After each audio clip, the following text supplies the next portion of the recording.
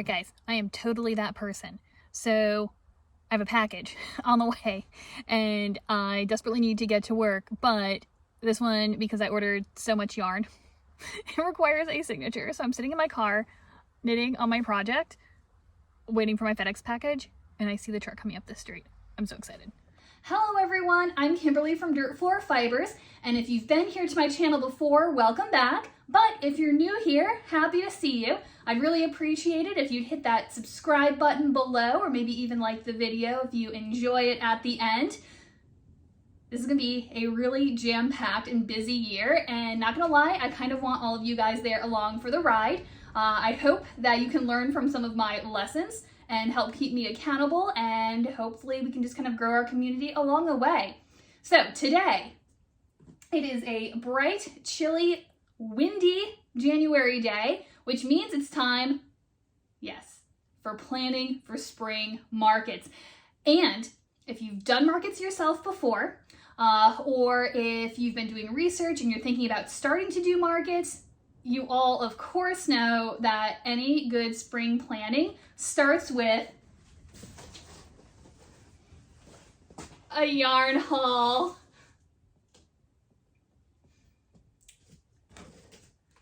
That's not true.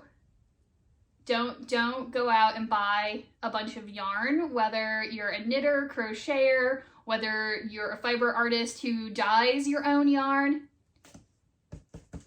Don't start here. Start here. Not necessarily with this book, but with a plan. Okay?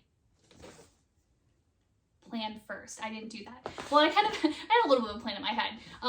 But this is actually not the only box I have on the way. There's another one that I ordered after this that just hasn't shipped yet. So, we're going to take care of this first. You might recognize the bright red tape. This is from Premier. Now, I didn't just order. You're like, why am I taking business advice from a person who orders, like, randomly a giant box of yarn? But it was planned, kind of, sort of. I went through some of my patterns. There's some new patterns that I want to try that I didn't have the right yarn for. So naturally I had to buy some, and it was 20% off, right? So I had to. Yeah. So let's go ahead and unpack this box first and get this yarn out of the way, and then we'll actually get down to seeing what it's really like to plan for a spring market. Wow.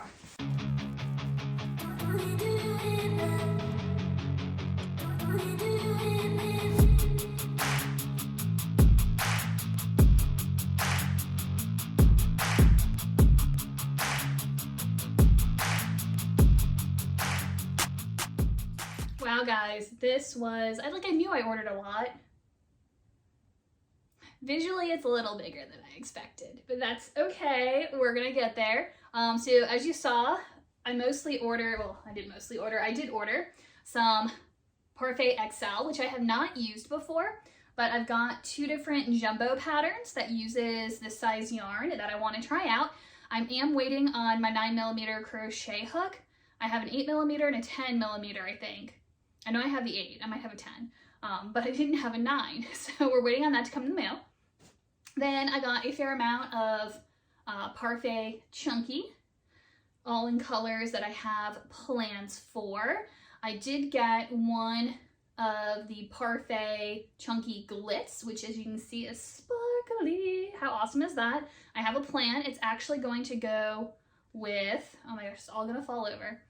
It's gonna be paired with, I think, this pom-pom, Parfait Chunky pom-pom yarn, which I'm a little bit sad because I just made this order, right? And then realized I'd forgotten some stuff, and so I made another order, and they just announced they came out with neons, which I don't necessarily do a lot of neon yarn, but I think it'd be a fun pairing. It's because it's meant to go with, like, their pom-pom yarns, so I'm a little sad. But on the plus side, they were out of some colors that I wanted. Again, it was a 20% off sale, and their colors tend to sell out really fast. Sorry for the barking in the background. My dogs think they need to alert the neighborhood every time they see somebody out on the street. Anyway, there's some colors that were sold out, so I'm thinking I might buy some of the neon ones to check them out when I place an order when the colors I actually wanted are back in stock. And I just realized one of them is buried, but I did get some of the Parfait XL sprinkles, which is more of a variegated yarn. So, where am I gonna put it? All right, so I think I'm gonna have to end up eventually caking up this, because it takes up much less room once it's wound, and actually in theory, they're easier to stack once they're wound anyway. So I'll probably do that sometime soon. I might put everything back in the box for right now, but these Parfait Chunky, or the Parfait XLs, I'm particularly excited about. I really, really want to do those patterns. And so I might end up putting that on my to-do list so that I can get a couple of big ticket items out of the way up front and get the yarn out of the way. So I'm gonna reverse the process and put it all back in the box, because there is no room on my yarn shelf or even in my IKEA cubby. It's already filled. Back in the box it is. All right, so now that the yarn is kind of out of the way, I can actually get to my big planning piece. So the first thing I started with, okay, so I think one of the biggest challenges from last year was having markets that were back to back. So if you are in the creative community at all, you know how long it takes to make product. Whether that's because you are trying to crochet or knit or something, or if you're dyeing, you've got drying time and then packaging time, and it just takes absolutely forever. And so you really have to plan ahead, because oftentimes there's not enough time to actually prep between markets. So the first thing I wanted to do this year when planning was to kind of look at my year as a whole, and so I could see right off the bat what kinds of sticking points there were going to be, what are my really busy months, when am I going to be slow and have time to prepare, things like that. So I went ahead and took it's just my general notebook, and took a junk page. This was my planning for the second Sunday in December of last year, which didn't happen because we got stormed out. And so I had extra room on the page, and so I didn't mind if it got junked up or anything. It didn't have to look pretty. So I went through and I kind of wrote down all the markets and festivals and things that I went to last year that I also wanted to go to this year. Then I also wrote down some ideas for like working with various trunk shows. And then I was looking for some more fiber festivals, which there's not a whole lot in Virginia. I don't want to travel too far. I don't feel like I'm quite ready for that yet. Although I am going up to Maryland again, super excited about that. And I was also looking for some like holiday craft fairs, because I feel like I need like one good holiday fair. Some of them are really expensive, so I really wanted to do maybe one down in like Virginia Beach or Hampton, like down in that area, because I think the market would be really good. But kind of like going up to Fredericksburg, these markets are like $400, $500, $600 to get into, and I'm like, I did that up in Fredericksburg for a year, and it was a huge waste of time and money. So I don't know that I want to go that route. But there is a smaller kind of holiday craft fair up in Fredericksburg, not in Fredericksburg, Fairfax. I'll talk about it in a minute. And there's a Williamsburg market that I want to get into. And one of them doesn't have an application up yet. And the other one, I've reached out to see how to get an application, because I know that one fills up really, really fast too. And there's only a small window that I'm available. So let's go ahead and look at what I did with all of my information. So you guys know, if you watched my what's it vlog, like what is that called, Vlogmas, that the Maker's Yearbook is what I gifted myself as a planner this year. The last few years I've used a Commit 30 planner, and I really like it, but I felt like this had some edge in the business category, because the Commit 30 planner is really good. Well, it was really good for business too, but it's really geared toward like everyday life. This specifically is made for like creatives and small business owners, and so I thought I would give it a try. It was super expensive. The book itself wasn't bad, but the shipping from the UK was ridiculous. So I actually bought the PDF first, thinking I at least wanted to see if I liked it or not, and then I'd look into printing it locally. And in the end, I was like, I'm just gonna go ahead and order like the real deal. So whatever, it's fine, I've got it now. But what I really like about this book is it starts in the beginning, and I don't want to show you like too much. So it has a section for a year in review. So like you go back through your 2023 kind of year and you record what markets you had, what were your sales, expenses, your profits, how do you feel about those numbers, and what do you want those numbers to look like in 12 months time. It goes through like your social media, like how many followers did you have in your 2 main social media sites, how many people went to your website or your Etsy store, how many people are on your mailing list, all kinds of little things like that. What kind of shops and galleries did I sell to? How much did it grow across the year? What were my best products, worst product, things like that.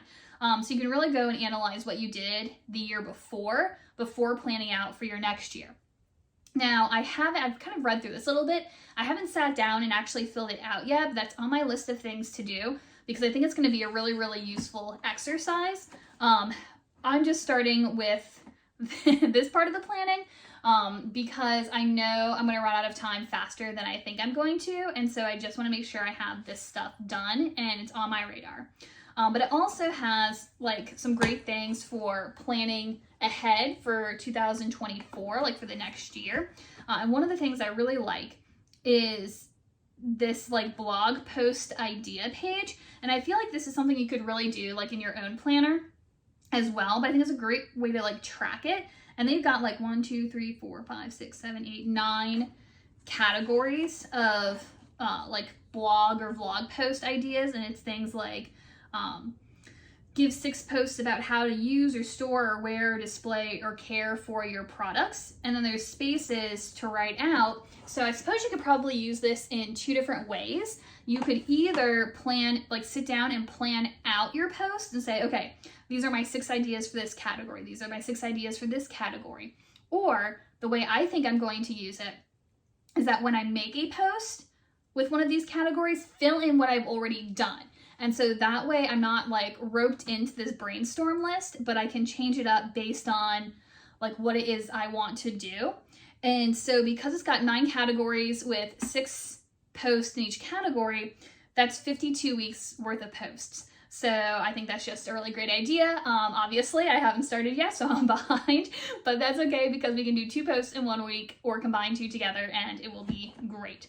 But the planner part that I'm using mostly today is this year at a glance page. And I've already messed up, so I have to go find my whiteout and try again. I didn't look at it closely, and I should have, because the calendar actually goes, I don't know if you can see this, Monday through Sunday, which quite frankly is my favorite way to plan. So I really like that it does this, but me and my American brain just went to like Sunday being first and Saturday being last on the little calendar. And so I started circling things and then realized the dates were all wrong. So what I like to do first is go through and all of the events that I know I have planned, I go ahead and I circle them.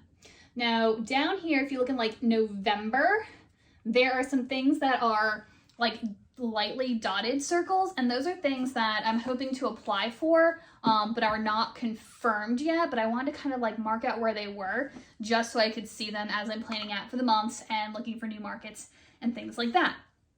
So I do all my circling, and then I go ahead and I write it out actually what it is over here in the calendar itself. And so that gives you a really quick bird's eye view. You can tell which months are going to be absolutely insane.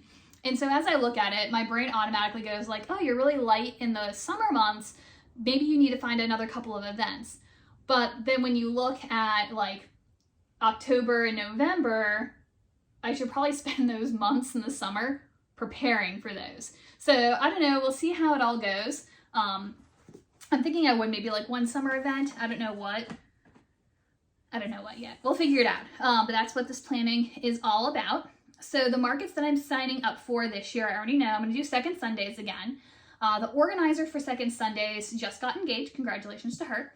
But her fiance lives like in the Richmond area. And so she's going to be more based out of the Richmond area. And so she asked everyone at the end of last year if they would be interested in doing a kind of Richmond area market, which I am, so I let her know that. She has not gotten back to us yet. Don't tend to hear from her real far in advance of things, which is fine. As long as you're prepared for it, you know what's going on. So I haven't marked that in yet because I don't know if it's going to happen, and if it is going to happen, what like day of the month it is. So I can always go back and add things later. But I've got second Sundays definitely on the books. I don't think I'm going to do the Irvington Farmers Market this year. Sales have just kept going down and down. And while I like going up there and like seeing everybody, because I know a lot of people in that area, it's a Saturday that I could be doing other things, that I'm stuck there. And people there are really great. I really enjoy the people that I see. But a lot of it, like a vast majority, are locals who are coming to pick up just like, you know, their favorite coffee, walk around, say hi to each other, give the kids something to do while the adults, you know, hang out and have a beverage or whatever. And so there's like buying. It's not like a real big buying market. Like the market's lovely. The people are lovely. The city is lovely. It's just not my market. And so it's just not worth it for me, I don't think, to continue doing it. So I think I'm gonna cut that out this year.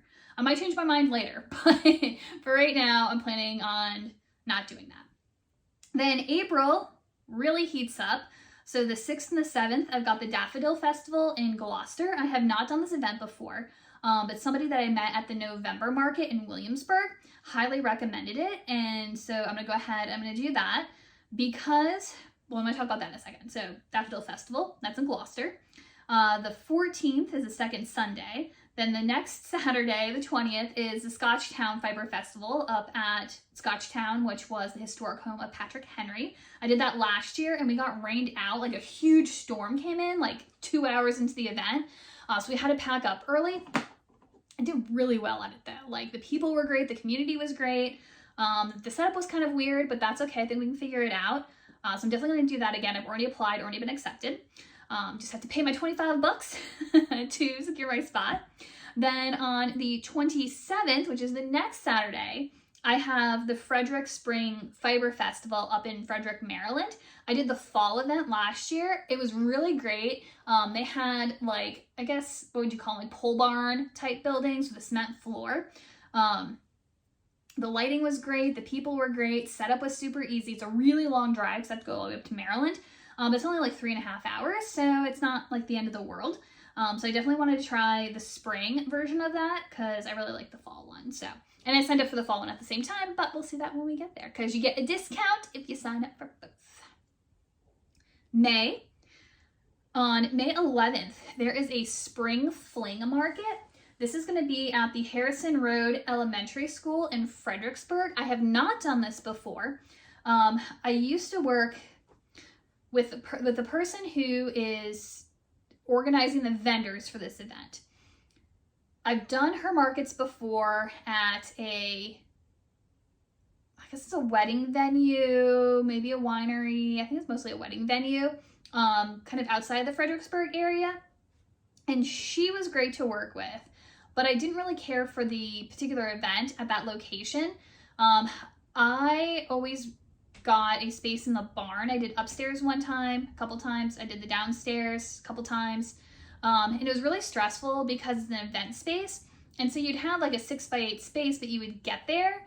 And like you'd have the beams of the barn that be in the middle of your space, or there'd be like chairs and tables and like drawers and things like that, like against the back wall. And so you never like had your full space and you had to work around all the stuff that was in there. And the other vendors were always really great, and we'd basically all just go in and rearrange the space as needed. But it was like super stressful, and I usually didn't do very well. So I stopped doing those.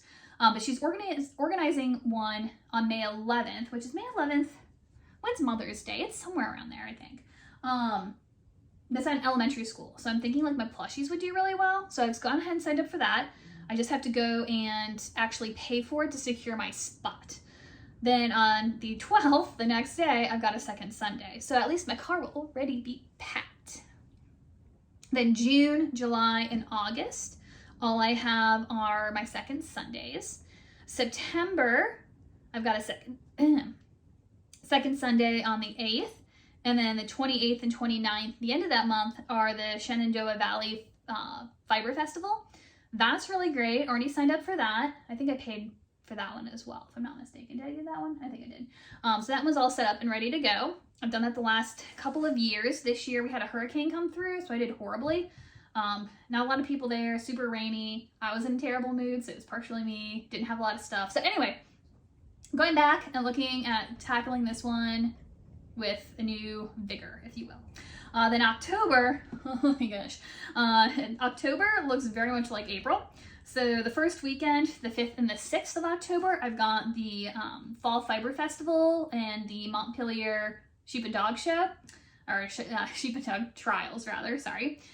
So that was really great last year. I was in the tent, loved the tent, and I think that's like the most I've ever made at an event was at Montpelier. So I'm looking forward to that. That one, I have to physically print and send in my application to my Paymix. They want it actually like on paper. They're old school like that, but that's okay.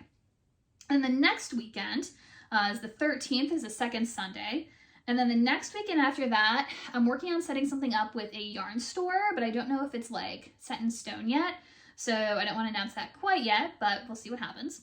And then on the 26th, which is the next Saturday, is the Frederick Fall Fiber Festival. So back up in Maryland for that. Looking forward for that. Then November, the only thing that I have absolutely booked in is second Sundays on the 10th. But Historic Peace Hill has a fiber festival on November 2nd. I had this recommended to me last year, but I didn't go because, what's on the 26th? The Frederick Fall Fiber Festival was that same weekend. And so I couldn't go to it. But this year it's a week earlier. It's in October instead of November, which frees up November 2nd. So their applications are not out yet, but I sent them an email, so I'm waiting to hear back.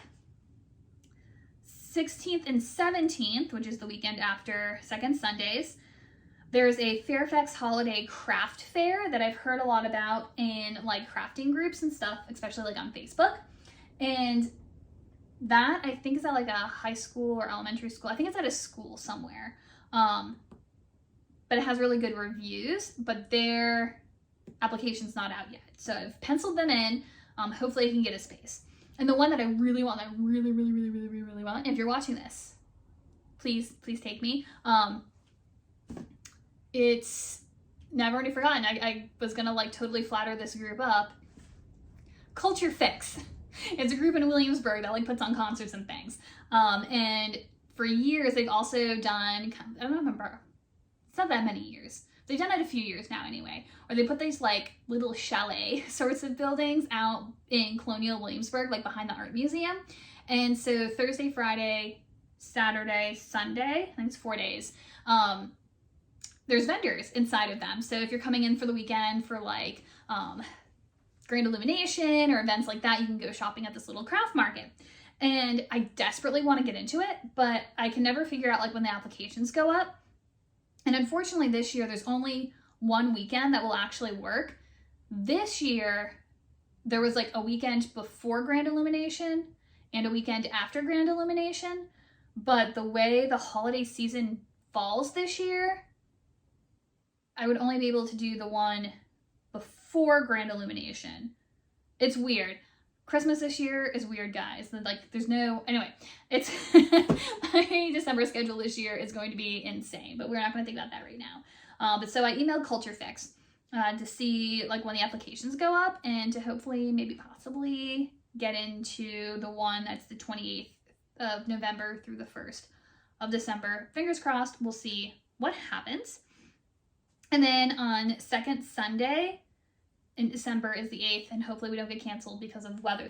So that is my year at a glance planning. So I know that my first things that are really big that I have coming up, first, second Sunday of the year, that's always really big because people are like chomping to get out of the house. The weather's usually gorgeous, usually a threat of a storm because it's March, but it's usually like cold and sunny and windy and it's just a lovely day to be out and about. So second Sundays, and then April, that Daffodil Festival. Now, Second Sundays and Daffodil Festival are not yarn centric, right? So they're general kind of events, and so you get all kinds of people going there, not just fiber enthusiasts.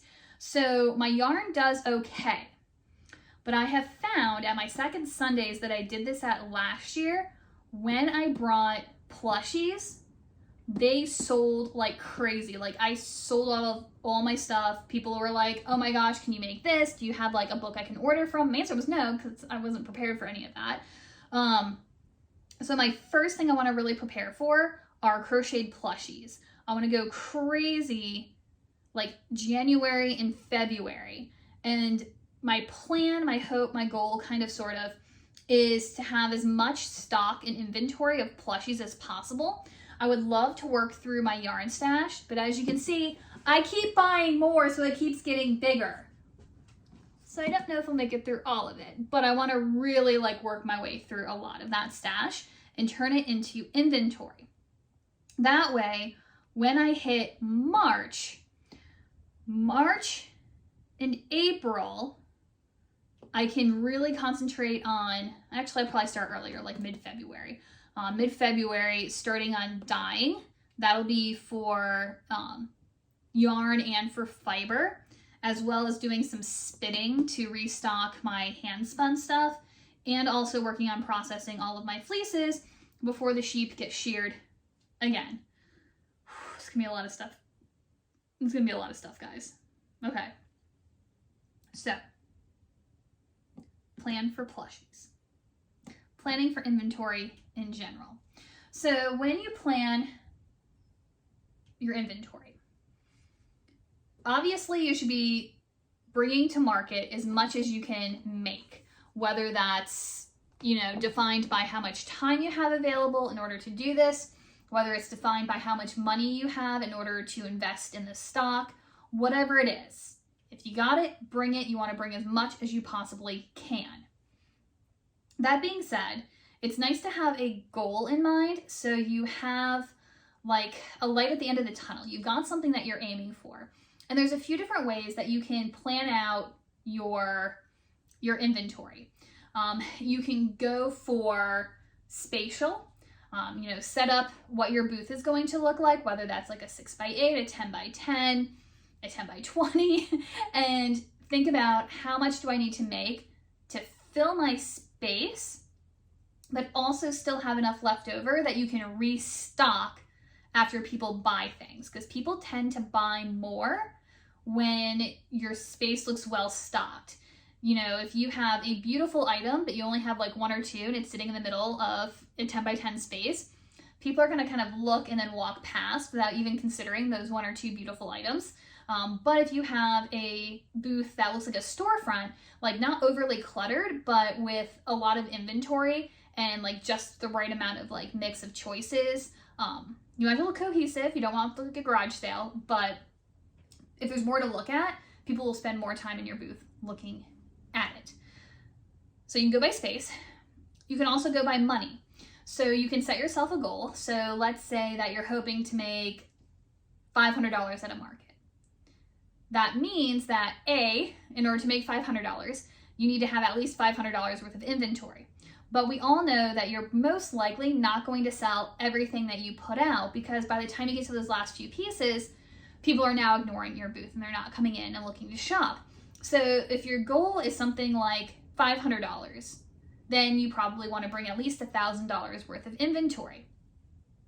You can scale up though. Look at it in terms of, what's the least amount of money that I can make to make this worth my time? What's like it would be really great. I go out for dinner afterwards and buy myself more yarn if I made this amount of money. And then a stretch of like, holy grail, if I did really, really awesome, what would that look like? So you can set a dollar amount, and then that's really easy to kind of backtrack and figure out how many weeks, how many days do I have until the market, and how much money in inventory do I need to create each day. So that's really easy to figure out. You can do it that way. You can also do a goal, like a number of items, like I'd really like to have 300 plushies. And then I would figure out from there, what size, because obviously you're not gonna have 300 really big ones with no small ones to sell, but you don't want all $5 items as well. You want some variety. So you can start with just a number piece. You could also go through and say something like, so this is how much yarn I have. I want to make all of it into plushies. But then you keep buying more, so that's probably not going to work. I'm going to do a little bit of a combination of things. I'm going to go for as many as I can possibly make. I want to work as much through my stash as humanly possible. But in order to track my progression, because doing like, I'm going to crochet 3 things this week, or I'm going to create $100 worth of inventory this week. It's not motivating to me because it's not specific enough and it's not visual enough. So what I did is I went through my crochet amigurumi patterns. So I took all the ones that I had purchased on Etsy and I downloaded them and put them into a file on my computer. And then I went through my Pinterest and I looked through my amigurumi section, and I pulled out all the ones that I really, really wanted to make. And I took screenshots of the patterns and put them into a document and put that into my pattern folder. And then the one thing I did not do was I didn't go through, because I have a tendency, if I find a free pattern that I like on Instagram, I'll go ahead and screenshot it and it'll be in my photos.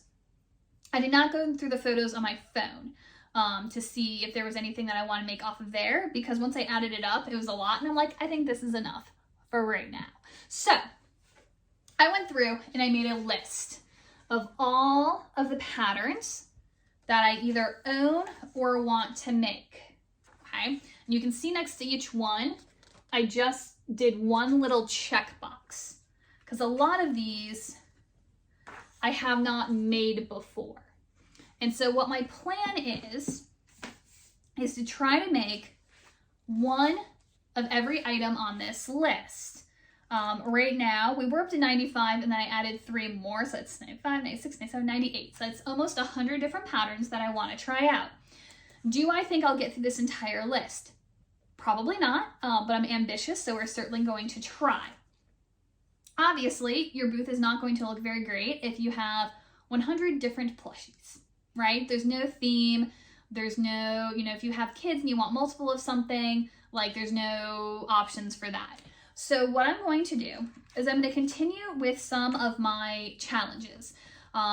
You saw me in one of my videos do a how much can I make out of this green skein of, I think it was Chenille Home Slim that I used. And so I found a green pattern, made a few, and then I found a different green pattern, made a few, and then I kept working until I ran out of green yarn. And that was great because then I'd gone through one skein and that was out of my stash, and now I had product for market. I started one with pink. I haven't finished yet. I just made my one peg, but I'm going to go back and I'm going to keep making more with that pink skein until I run out. Same thing with going through this. So let's say I was like, okay, this was at the top of the pile. So I want to use this really, it's not quite as neon-y as it looks in this light, but it's a very bright kind of key line-y sort of green. It's Parfait Chunky. And so let's say I wanted to make, I'm going to use this up. So I would go through my list, find a pattern and be like, ooh, this would make a really great Triceratops. And so I'd make the Triceratops pattern. I would check it off. If I liked the Triceratops pattern, I would probably sit down and make a few more of those. Maybe not all in this same color, but I'd make a few different colors. And then I'd go back to my green. And I'd say, okay, what else on my list can I use for this green? Ooh, I totally want to make a turtle out of this. And so I'd make a turtle using this. If I liked that turtle pattern, then I would probably make a few more turtles. So it's kind of like, I don't know, going through and doing each kind of color, but also using up my patterns that I may not have tried out yet. So anyway, that's my goal. And if I only make one and I don't want to make any more, I'll have some sort of symbol, check it off, but then I don't know, put a slash or something next to it showing that I'm not really caring for this pattern and I'm not going to make more than one. But if I really like it and I'm like, ooh, the baby bat pattern is awesome and I really want to have at least 4 baby bats for my spring market, I'll go ahead and fill out that number of boxes next to it, and I can check it off and see how many I have. Now, some of my patterns, like I said, I'm probably not going to make, or they're not going to be a priority. There's some in here that are like snowmen or, you know, like Halloween related. There's a really cute jack-o'-lantern turtle pattern I'm dying to try. But again, I'm not going to, maybe, I don't know. We'll see what happens. I may or may not make them. They're probably not going to be a priority because they're out of season. But I'm going to start with the amigurumi and see how much I can make. So our big challenge between now, which it's like beginning to mid, oh my God, I don't know what day it is. We're in January. It's kind of early, but not too early. We're like, get a calendar. Nope, look at that. We're like dead halfway through. We're halfway through January. How did this happen? So I'm gonna say for the next month. For the next month, we are going to make as much inventory as we can for our second Sunday in March and for our Daffodil Festival in April. After we do that, we'll be able to concentrate on dyeing up yarn for Scotchtown in April. We got this, guys. All right, so leave me down in the comments below. What are your spring markets? How do your spring markets tend to do as compared to like your fall markets? A lot of people find that there's a difference between the two. Tell me what you're planning. What are you making? And we'll start ourselves a conversation.